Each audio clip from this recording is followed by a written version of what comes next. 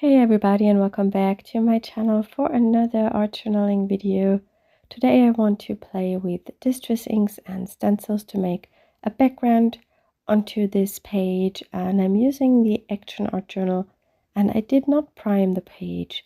I'm working on the smooth side. It has one double spread is smooth and the other is textured, and it works better. This technique works better on the smooth side, and I did not prime the page because distress inks work quite nicely on this paper.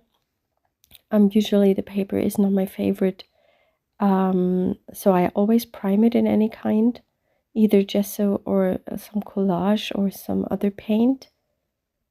But the journal is fabulous. So today I'm using stencils and I'm going to stamp with them using distress inks and distress oxides to create a layered background.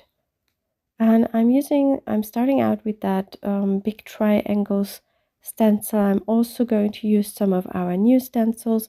We have a new release out. I did a shop update on Monday, and we have 3 new stamp sets and 3 new stencils. They are 10% off until Sunday. And I'm using the Picked Raspberry Distress ink, and I'm starting with that, and later I'm going on top with the distress oxides. I'm starting with the ink because it's a transparent, more bright ink, and the distress oxides are more opaque and a little bit more muted, so they are more dominant because the white pigment in them will always come up to the top. So if you layer a distress ink over an oxide, you will only see the oxide very well. So I'm starting out with the distress ink, so I have some really bright colors on the page, and then I work over the top with the more muted colors. Not sure if this makes sense. For me it does. Yeah, I like to mix these different types of inks because I think they work very well together. If you only have distress inks, everything becomes very busy and bright, and you also can't really layer them because they are so transparent. And when you mix them, you have the opportunity to layer the inks and the textures I'm making here, and that I think that is just the result is better, I would say. I'm blending some of the ink on the paper, so I do not only have the pattern, I also have some color on my page.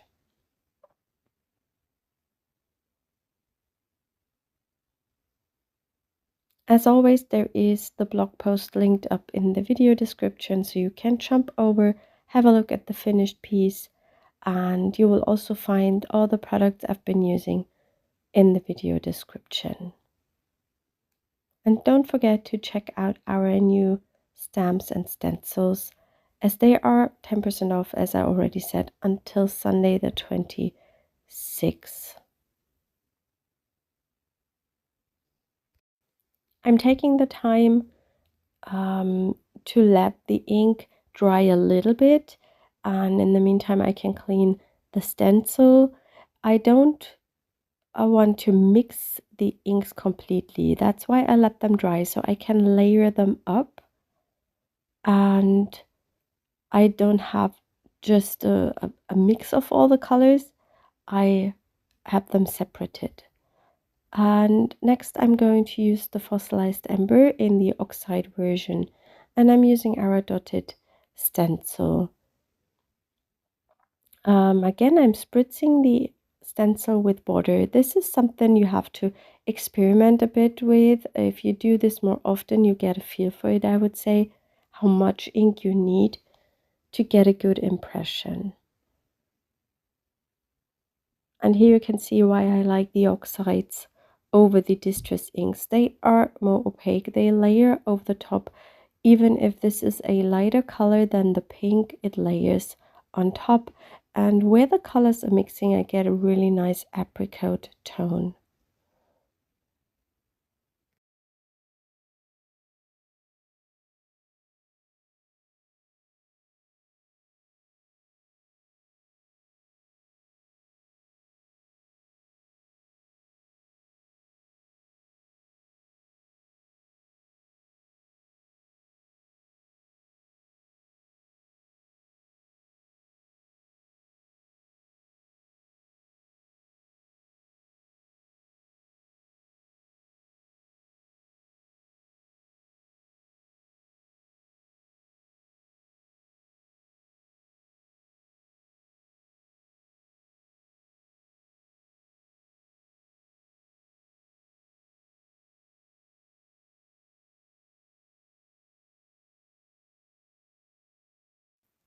especially when I'm switching from one color family to another.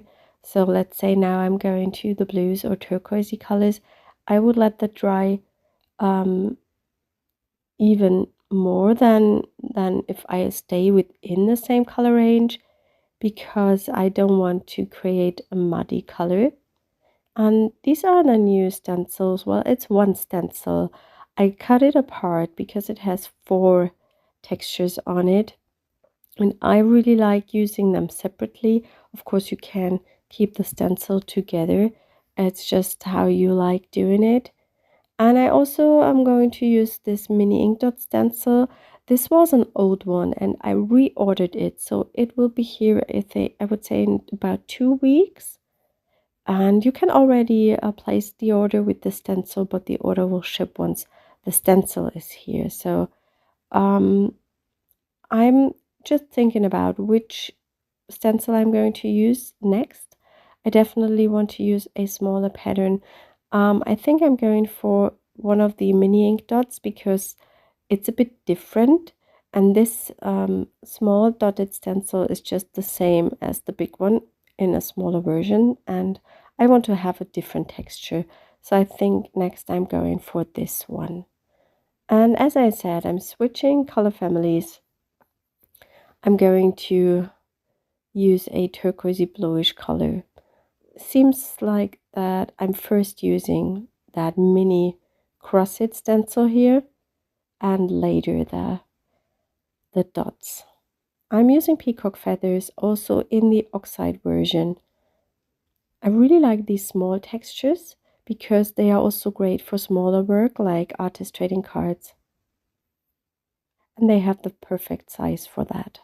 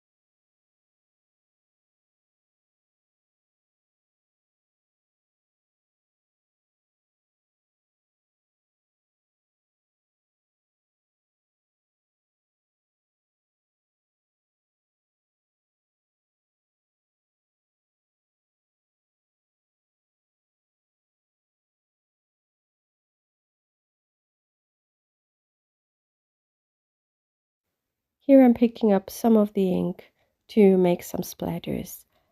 In case you're wondering, because when I ink up the stencil, I have some of the ink on my glass plate and I just clean that.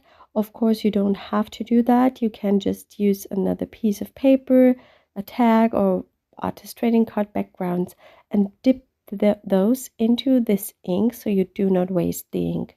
Just because to make it not too complicated and quicker, I didn't do that today. I recorded my video in German, so I don't know what I'm talking about at this stage. I think I'm talking a little bit about that I don't want to cover up everything. I like to have some white space on my page, and I also like to have some darks, and that's what's missing here. We need definitely some darks to make a wide tonal range and to make everything more interesting. And this is where I want to use the mini ink dot stencil together with the black soot in the Oxide version. And I always try to put this then into spaces, the darker areas that cover up more, where I think I'm not super happy with the background. So I would not cover up areas that I really like. I always try to cover areas that are not the best, and that's what I'm doing next. And I think it's the perfect color, a dark black, because it's quite neutral, especially the Oxide is turns more towards a gray. And here you can see accidentally I did not press record the first time I applied the stencil. I'm very sorry.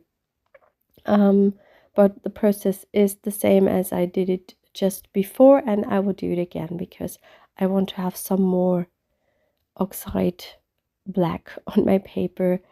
I feel the black makes the colors pop a lot more compared to not use the black. There is an area on the left that is a bit empty and weird, and I'm using a little bit of that texture on the left side here. And I also blended in some of the ink with my brush on the page.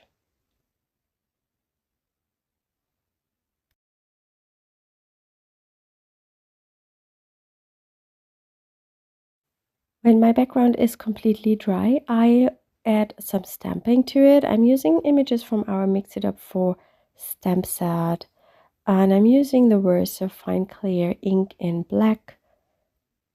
And I'm stamping that circle. I just searched for some images where I thought that might fit the page, and I really like that stamp set because it's very versatile. In case you have a journal that's quite bulky, mine isn't, but in case you have one, I would recommend laying a piece of foam underneath your page so stamping is much easier and you will get a better stamp impression. I'm thinking about putting here my focal point, and I'm also going to stamp a circle into this area, and then I want to add a little bit of collage and a focal image.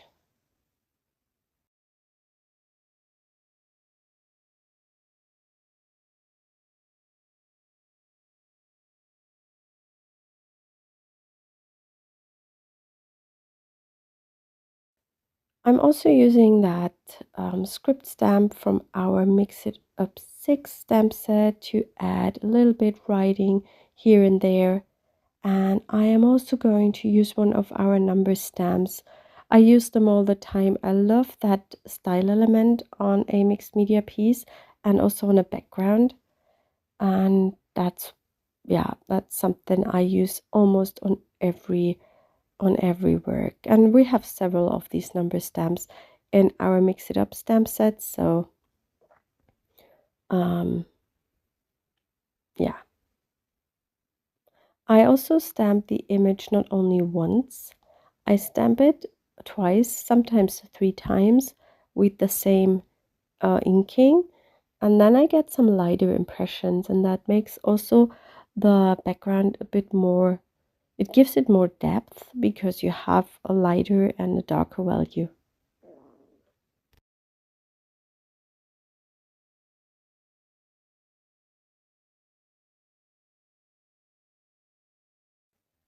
I also want to add some white splatters, something I also do very often. I really like that. It brings in highlights, it makes the page a bit lighter, and yeah, it gives it another interesting texture. Today I'm using that Art Graf crayon to make my splatters. It's a super fast way to do that. It's kind of a watercolor um, in a crayon. I really like using these colors in my sketchbook, but also to make splatters on pages or whatever. The white is definitely my most used crayon.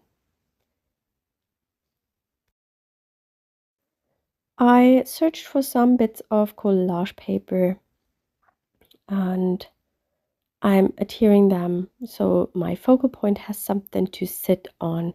I always try to get rid of my small pieces of collage papers, and I made a nice video for my members for next Saturday already. Comes out on Saturday. We have an extra video every other Saturday for Mixed Media Player members, and this Saturday we are going to make some washi tape, but not in the usual way like I used to do it with the jelly plate. I'm going to use all my collage paper scraps, and I use so many of them, and that is a very nice video. So if you want to see more videos, just have a look at my membership These are my focal points I wanted to use. This is one of our new stencils, and I made these elements with the jelly plate and some jelly prints. And there is already a video tutorial. I think there are already two at least, how I'm doing that. And I'm going to link that up in the info box so you can watch it if you haven't seen it. And I just have a look and see which image I want to use on this page. The colors are matching my background. That is something I think which is quite important to make everything look cohesive. And I think I'm going for this layout. And I'm also going to adhere a sentiment to the page. We have a new collage leaves stamp set where this leaf is from, and here I'm just testing if this would match my page better, but then I decided to go for my first plan and use this stenciled photo I made.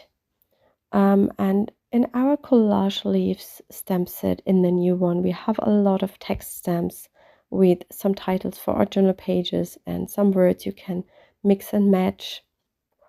And I'm going to put one under this leaf. And here I'm just having a look if this would look better at the bottom, but I don't think so. I'm adhering everything with my glue stick. I love that Tombow glue stick. It's my go-to glue for almost everything. I would only use a wet glue if I have something that is more stiff, like a watercolor paper, for example.